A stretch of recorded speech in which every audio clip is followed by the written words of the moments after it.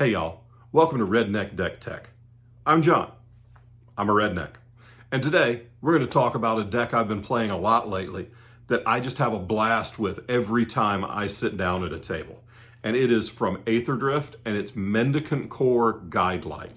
It is an Azorius artifact aggro deck, which is a new archetype for me. I haven't played much in the way of artifact aggro before, although you can probably tell by my beard, I've been playing Magic for a minute. And this is from, like I said, the Aether Drift set. Casting cost is a blue and a white, and it is a star 3 artifact creature that has the power is equal to the number of artifacts you control. But most importantly on this commander, it has the max speed ability. So when it comes into play, you start your engines. And when you get to max speed, whenever you cast an artifact spell, you pay 1 generic mana and you copy it. That means you double your artifacts every time you cast them just by paying 1 more mana. So the way the start your engines and max speed mechanic works is when you play a card that says start your engines, you set your speed at 1. Every time an opponent loses life on your turn, your speed goes up. So let's say you're in Magical Christmas Land and you play a Plains on turn 1. And then you play a Ginger Brute, which is a 1-drop with haste. So you smack your opponent. Okay, great. Then turn 2, you play an island, and then you play your commander, which is star 3, and you start your engine, so you set your speed at 1. Then you hit another opponent with your Ginger Brute because it's turn 3 and it's turn 2, and somebody's not going to have a creature yet to block, or they're not going to have a creature they want to lose. So you get in with your Ginger Brute, and now your speed is 2 on turn 2. So you keep playing creatures and you keep hitting people, and by turn 4 your speed is at 4. You cannot increase your speed more than 1 per turn, and you can only increase your speed when somebody takes damage on your turn. But after that, you're off to the races. Every time you cast an artifact from there on out, you get it twice. And that means that your commander gets bigger by 2. So there's a bunch of different ways you can build this. I did not choose a Voltron build, but you could definitely go that way. So let's look at the deck. Let's look at the mana base, and let's look at where it fits. I built mine to be fairly casual. It fits in a high bracket 2 or a low bracket 3. There are no game changers in my list. You can certainly add some however you see fit. And we'll go over some ways at the end of how you can jazz it up if you feel like you want to play a little higher. I don't think this is ever going to be a CEDH commander because there are just better things that you can be doing in blue and white in CEDH. But I think if you wanted to ramp it all the way up to tier 4, you could. I don't really want to with this deck. I like playing this one against precons or against more casual decks. That's how I like to play this one. And every time I sit down with it, I have a good time, and my opponents usually get to see something they've never seen before. And that's what I'm here for. The fun, the hey y'all watch this of it all. So let's go over into the deck building layer, as it were, and look at the parts.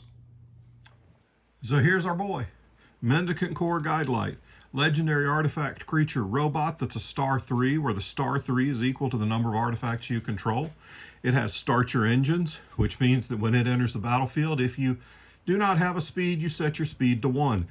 And then every time after that, when an opponent loses life on your turn, your speed increases until you get to your max speed of 4, like the Horseman. And then when you get to max speed, whenever you cast an artifact spell, you pay an additional generic mana, and if you do, copy it. And as you know, copying a permanent spell means you make a token. So this is a great force multiplier, and it's just funny as hell. But first, we got to start our engines before we can start his engine. And that means we got a ramp. You know, basic ramp. We're going to do a Soul Ring. We're going to do an Arcane Signet. But because this is an artifact aggro deck and we're going to want to punch people, we're going to do Dorks. We're going to do Gold and Silver Mirror. We're going to do Ornithopter of Paradise because he flies. And because I got plenty of things that will buff up all my artifacts. And also, I love Ornithopter of Paradise. I think it's great.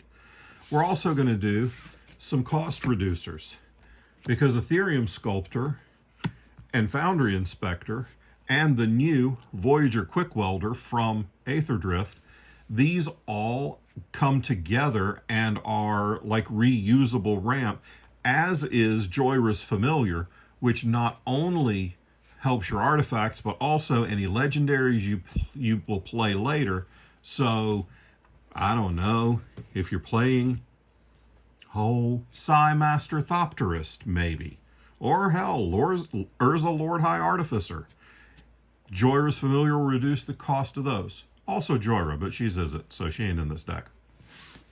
But that's our ramp package. To keep us fueled up, we got to be able to draw some stuff.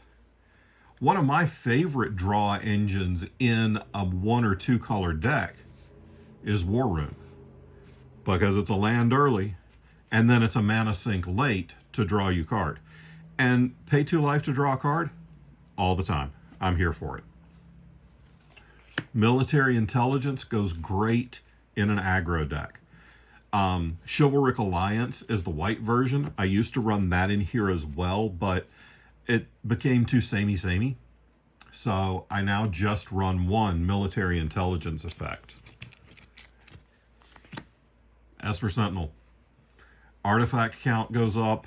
It's a draw engine, and it's a removal magnet. They're gonna kill your Esper Sentinel, which means that's one removal spell that isn't pointed at your commander. Canoptic Spider from the Warhammer decks is fantastic. Now, the way this is going to work is it won't trigger on your tokens, but it'll trigger on the real thing. So your token will actually come in first, but then when the real creature comes in, assuming you're at max speed and you're doubling all your jazz with your Mendicant Core, then you get a card every artifact you play. Just like Vidalcan Archmage, where you get a card every artifact you play. And then sometimes you're going to hit people. Because, did I mention artifact aggro deck? You're going to hit people. That means Thopter Spy Network rocks in this deck. And because you want to hit people, but you don't want your stuff to die, Low Shield. You draw a card when you punch people, and all of your stuff gets saved from combat damage. This is fantastic. Also, Thopter Spy Network contributes to your artifact count by making more Thop-Thops. You know, you've got to have some just general draw. Thought Monitor. You get going, you're going to play Thought Monitor, you're going to pay 2 mana, a blue and a generic. If you're at max speed, you just got 2 Thought Monitors and 4 cards for 2 mana. But sometimes you need to go get the right artifact.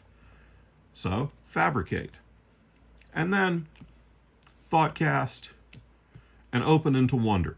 I love Open into Wonder as a way to just refill my hand, because you pick however many cards you want to draw, and then you send in a bunch of creatures, you punch people, and you draw a bunch of cards. It's fantastic. And late in the game, you can make X equal 1, send your commander in for lethal if you've got enough artifacts on board, and you can just take somebody out and get a card to boot. Preordain is one of those fantastic early plays, because you're going to want to smooth out your draws, you're going to want to get whatever you're missing. Preordain lets you do that. And then just like War Room, Minas Tirith makes a fantastic draw engine late, because you're going to be attacking. You're always going to be attacking. You have to be attacking.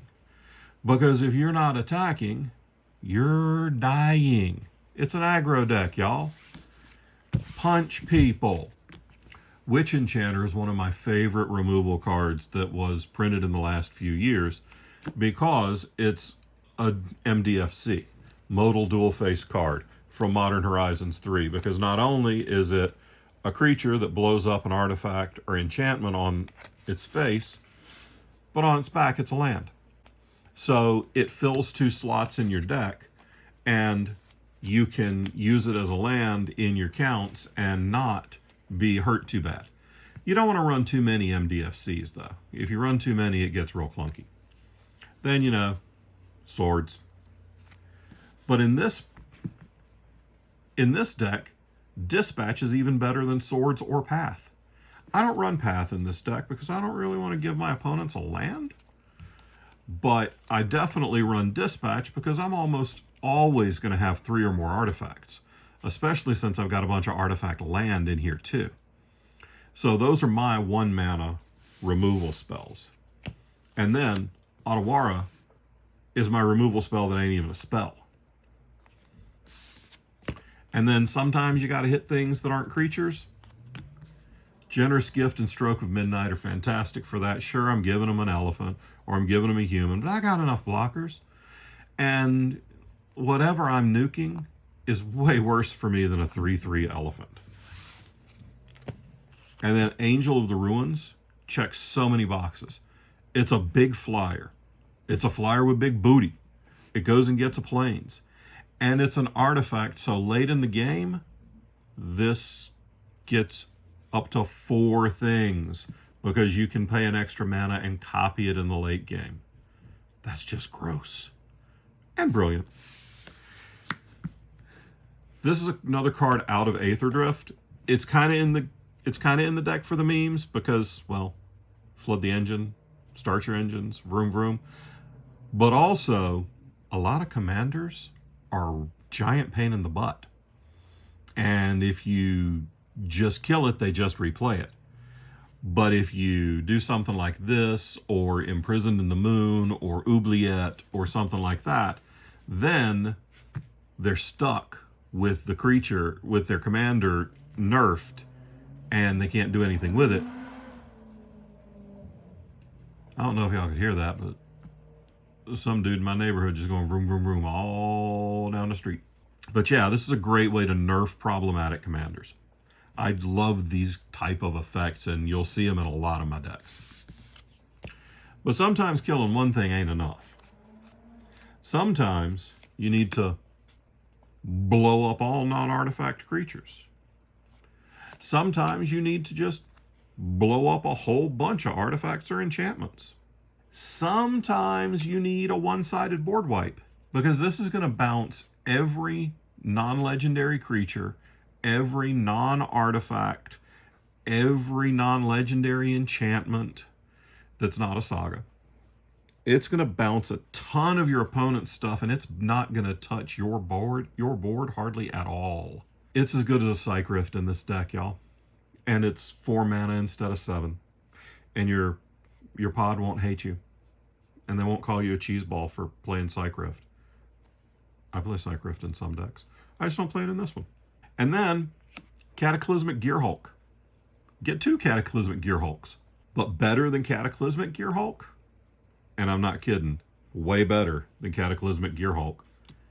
Bright Glass Gearhulk. In this deck, Riptide Gearhulk. Sorry, I can't read.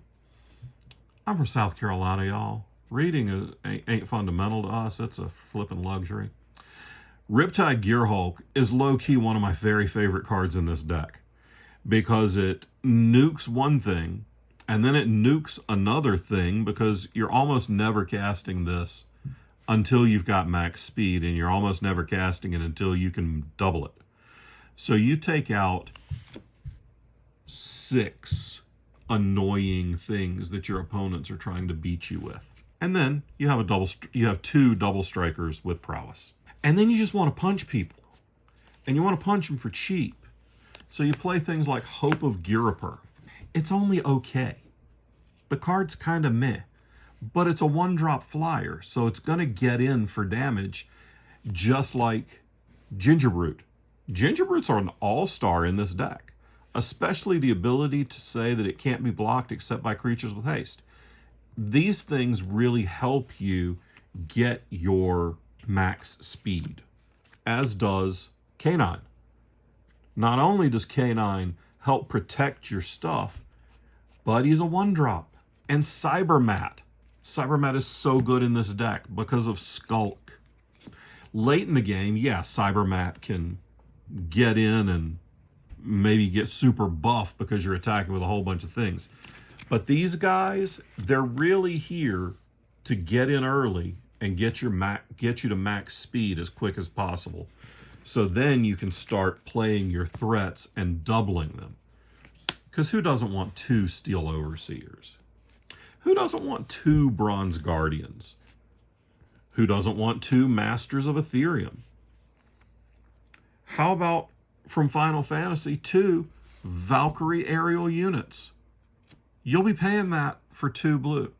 So for 2 blue and a generic, you get 2 5/4 flyers, and you get to surveil 2 twice. Get yourself 2 Cyberman patrols. Get yourself 2 Memory Guardians. 2 Stride Hanger automatons. Buff all those Thopters you're making. Get yourself 2 Cephalopod sentries. That's a flippin' mouthful, ain't it? A couple of Guidelight synergists and a couple of Brotherhood vertibirds. All of these things swing hard. And if that's not getting you wide enough to get through, Psy makes you a ton of Thopters. Efficient Construction makes you a ton of Thopters. Tezzy makes you a Thopter and draws you cards. I don't think I've ever even read what his emblem does. I don't care. Oh, okay, it's pretty good. But I'm never going to get there because I'm just going to draw cards or I'm going to make a couple of Thopters. And by that point, I've just killed somebody.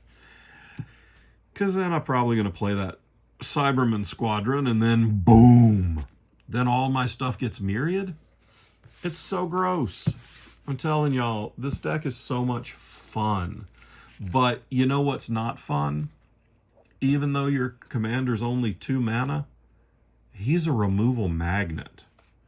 So you're going to have to protect him. You're going to need some boots. And some boots. And maybe a Crypto Thrall. And then maybe just a counterspell. Legit, that's the only counterspell I run in this deck. And I only run it because it's also a land. Gold Forged Thopteryx. Great protection for your commander, especially when you can make 2 of them. And sometimes you just gotta Dawn's Truce or Clever Concealment. And because you're going wide and you're aggro, you are vulnerable to board wipes.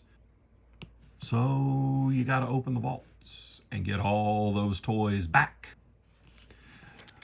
But aggro decks frequently have a problem of running out of steam. This deck doesn't really. Nettle Cyst means you don't run out of steam because you're going to keep making artifacts. And 2 Nettle Cysts means you're really smacking somebody. Psychic Paper and Rogue's Passage both will make your commander unblockable for those gummed up board states that you get down in brackets 2 and 3.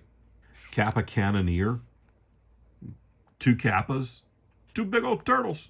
Cyberdrive Awakener feels a little weird in here because you are playing mostly artifact creatures, so you don't really get a ton out of Cyberdrive Awakener's second ability, but giving all your artifact creatures flying is nothing to sneeze at. If your opponents think they've got you locked up and they think that you're stuck and you can't get through their wall of squirrels or whatever, awaken your cyber drives and you roll right on over. I guess fly right on over, but you know what I mean. World Waker Helm with your commander gives you more and more maps, lets you make more and more tokens that are copies of things. Honestly, this is a brand new edition. I'm not sure how I feel about it so far, but it's a cheap artifact. It's really pretty art. And being able to create a 3rd Kappa Cannoneer or a 3rd Cyberdrive Awakener or a 3rd Cyberman Squadron, that seems pretty gross. But here's the all-star. If there's one card in this deck that I feel like you absolutely have to have, it's the Adaptive Omni tool. And this came from the Aether Drift Commander decks, and it is the absolute best card in the deck. Because not only does it buff your whoever it's equipped to by 1 for every artifact you control, but you get to dig 6 deep for another artifact every time it attacks. That is amazing. It's just however much mana you have when you go into combat, you look through the top 6, get the artifact that is 1 less than the amount of mana you have, and then you're going to get 2 of those in your second main phase. Adaptive Omni tool is 100% the best card in this deck. And that's the deck. I mean, look, there's mana. There's land. I run Ghost Quarter because Ghost Quarter. I run Power Depot, not because I care at all about the modular 1. And really, I don't care that much about the 1 mana of any color because it's just a 2-color deck. But it adds to my artifact count. You know what else adds to my artifact count? Ancient Den. You know what else adds to my artifact count? Razortide Verge. And Seat of the Synod and Darksteel Citadel. 5 artifact land? That right there gets your commander to a 5/3. Without having another permanent on the board. I mentioned Rogue's Passage. It's an all-star. Scavenger Grounds is basically an auto-include for me in most every deck. Same for Ash Barrens. Strip Mine. I try to run 2 pieces of targeted land removal in every deck because, well, Urborg and Cabal Coffers exist in this world. Archway of Innovation is cool because it gives Improvise, which lets your artifact convoke, so it lets you get stuff out that you wouldn't normally get out there. Fabled Passage, Adakar Waste, Spire of Industry, which really should be an artifact land. Inventor's Fair, which really should be an artifact land. Azorius Chancery, because you want the colors. Glacial Fortress, because you want the colors. Flood Farm Verge, Sea of Clouds, Flooded Strand, Command Tower, Hallowed Fountain, and then I don't remember how many basics I run. I think I run 4 of each. Nope, I don't. I run 5 basic islands and 3 basic plains. So 8 basics. But there are 2 standout lands that I haven't mentioned yet. Academy Ruins. Academy Ruins is such a boss in this deck because it lets you recur artifacts during your upkeep and then cast them again. And a brand new card, and this is going lately in every 1 or 2 color deck that I build, is Muruganda Raceway.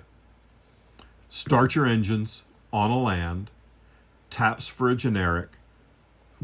colorless, and at max speed, it taps for 2 colorless. So in my head, it's a better Temple of the False God because it's never completely dead.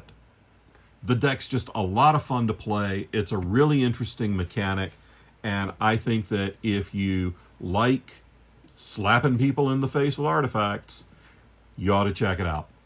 You can get the deck list in the show notes, and I'll be back later on with more Redneck Deck Tech. If you enjoyed this, please like, comment, subscribe.